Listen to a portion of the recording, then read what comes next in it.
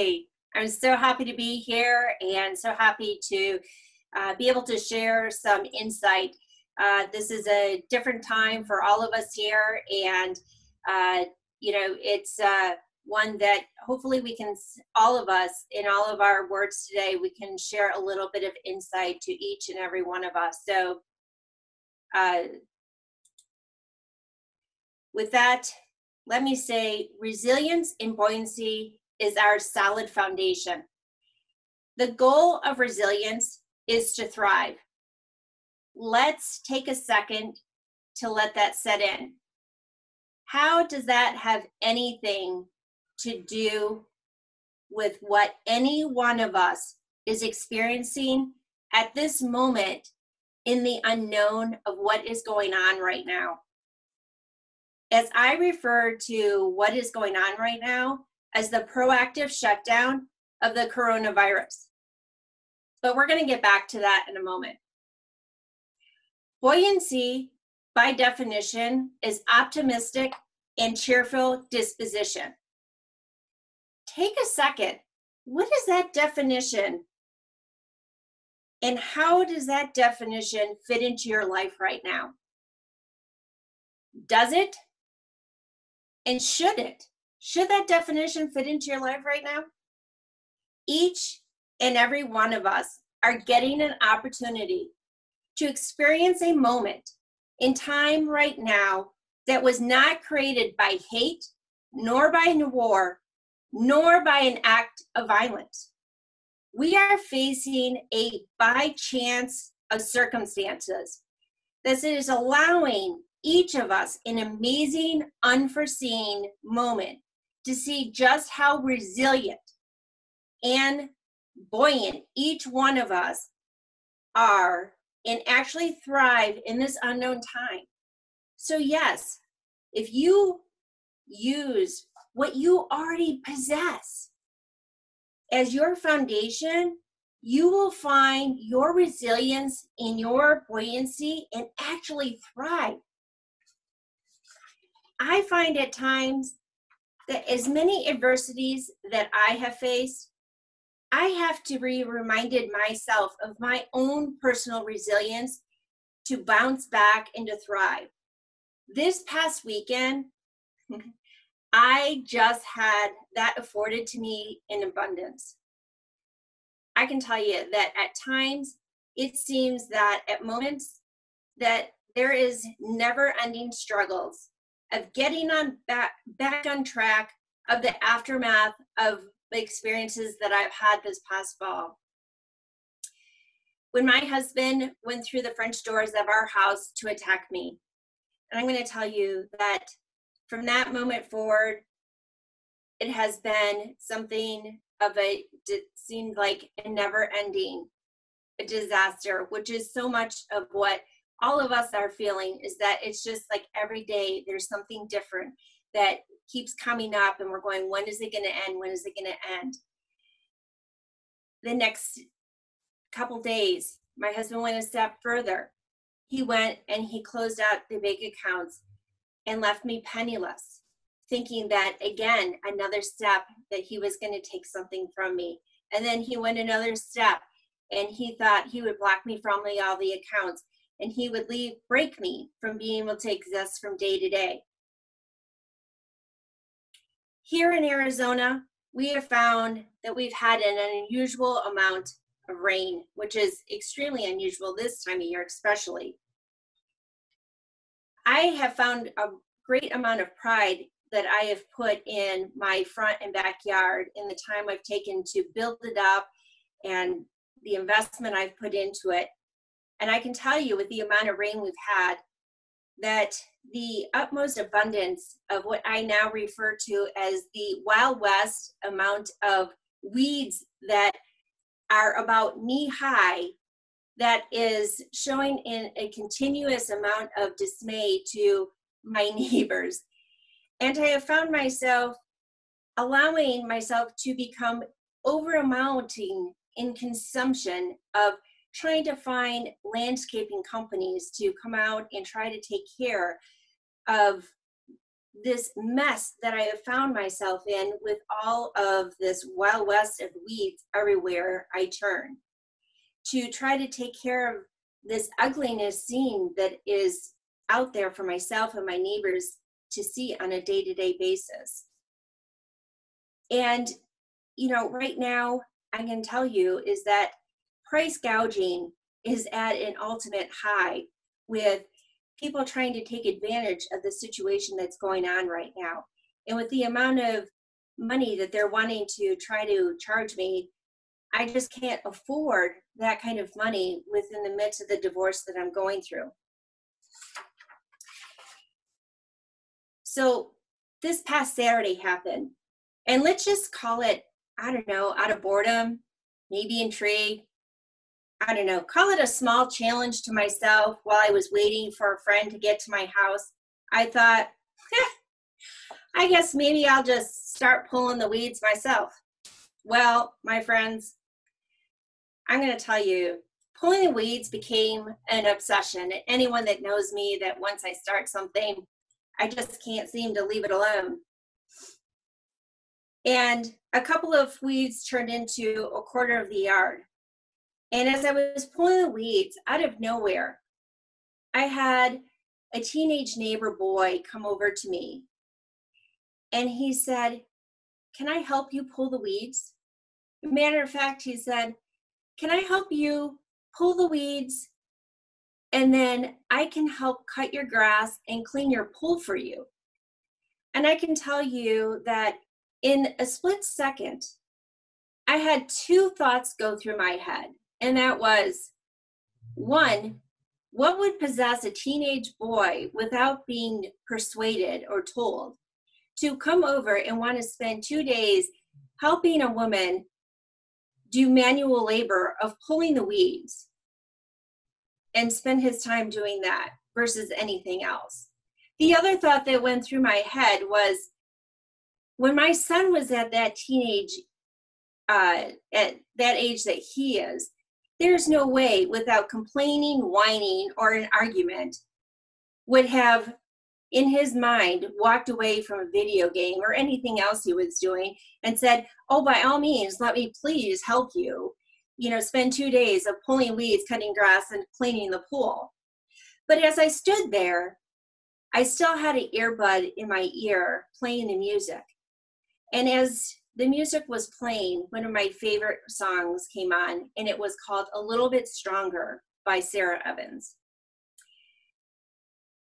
And tears filled in my eyes, and as I looked back as a young man, I replied, "That would be most wonderful," as the resilience started kicking in.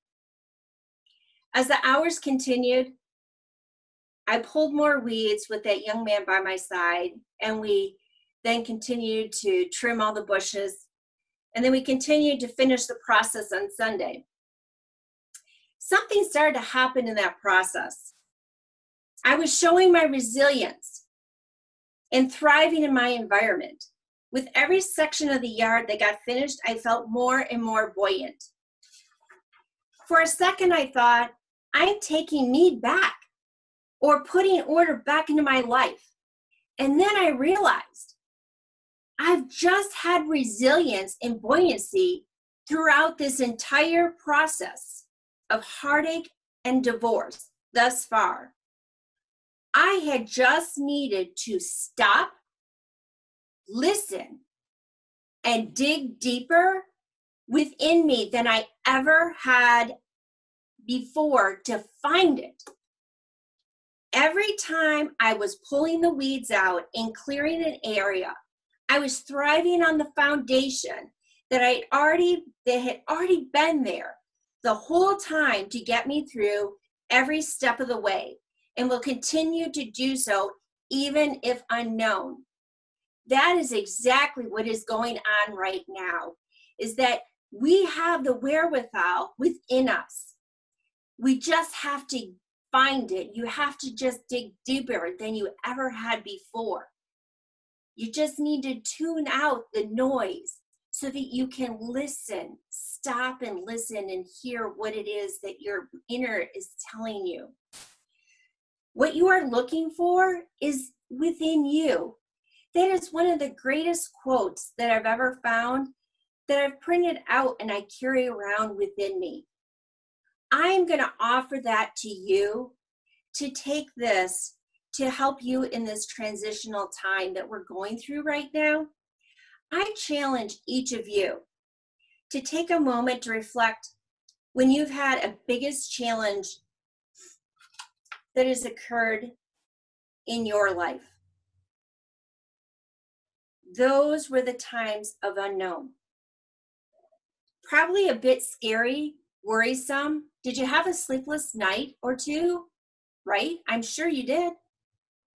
Your resilience is what made you thrive. Whether or not it was successful is irrelevant, because that is what made you who you are today.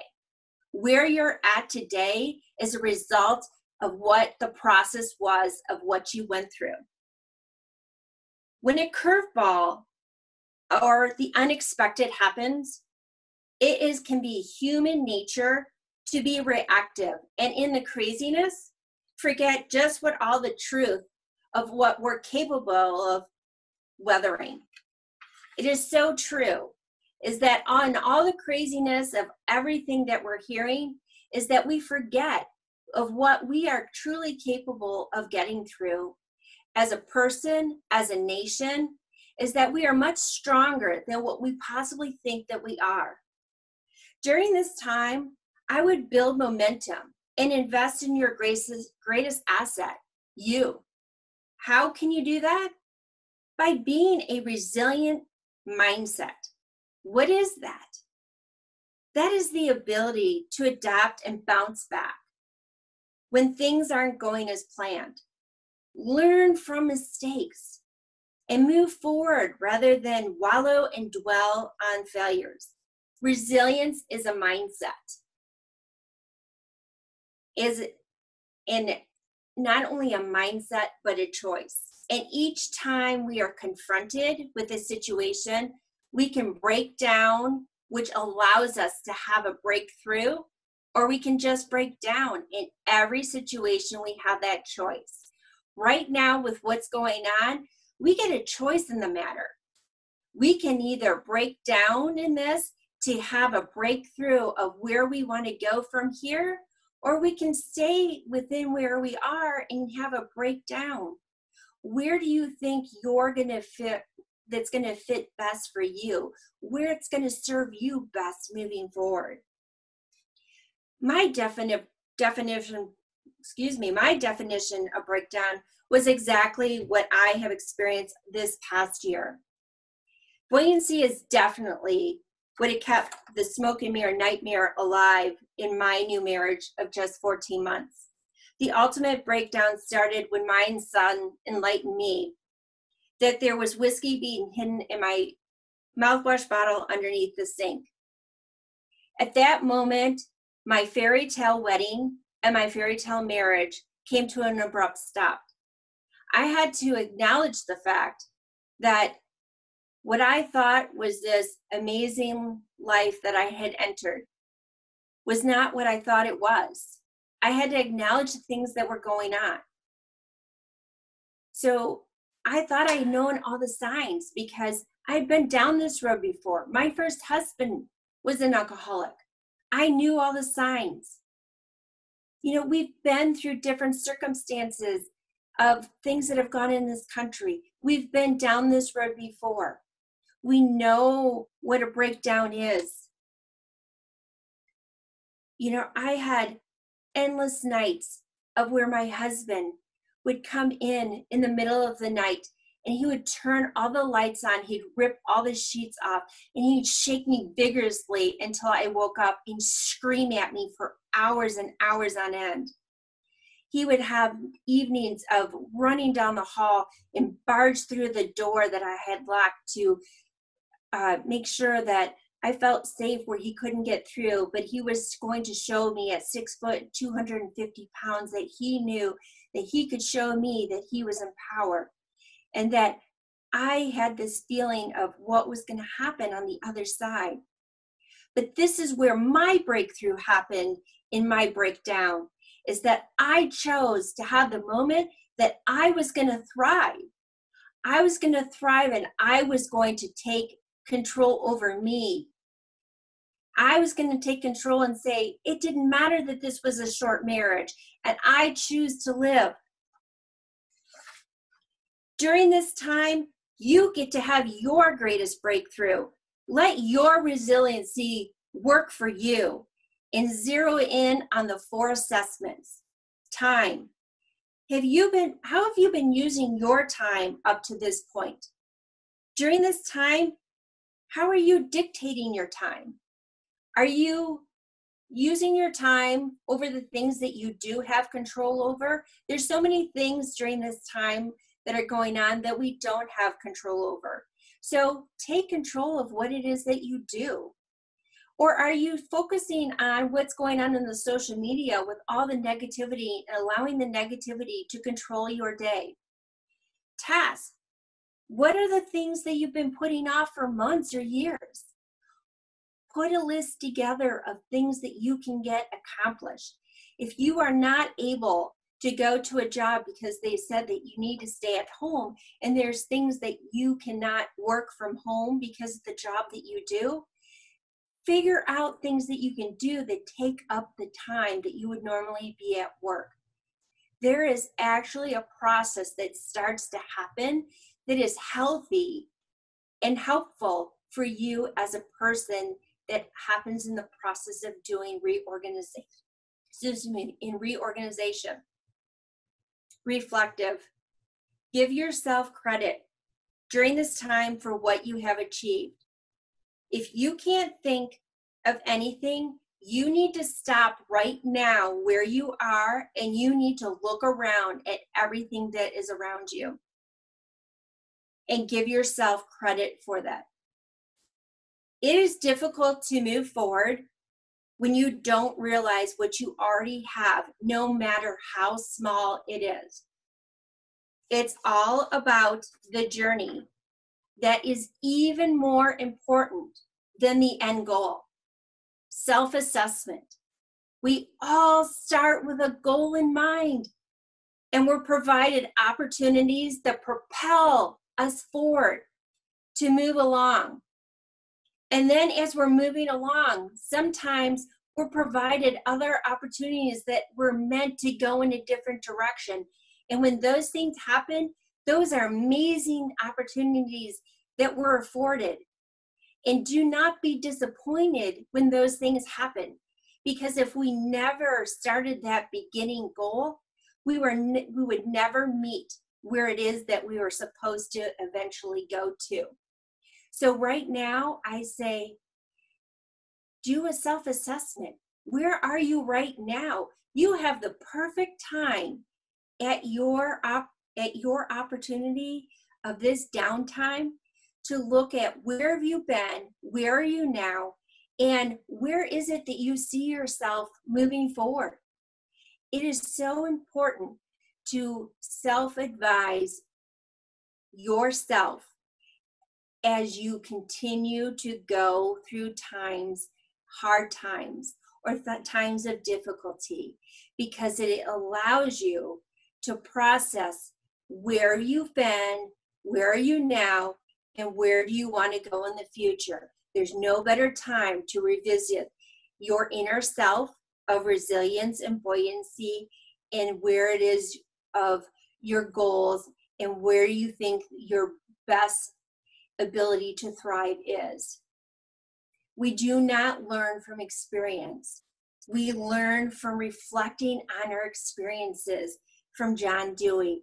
So as I said, with self-reflection, reflect on your experience. The proactive shutdown coronavirus is the problem. It is your resiliency and your buoyancy that is going to provide you the moment to do your best. Each of you already have the solid foundation that you need to thrive during this time. Sometimes we just need to be reminded to keep becoming a greater version of who we already are. Thank you.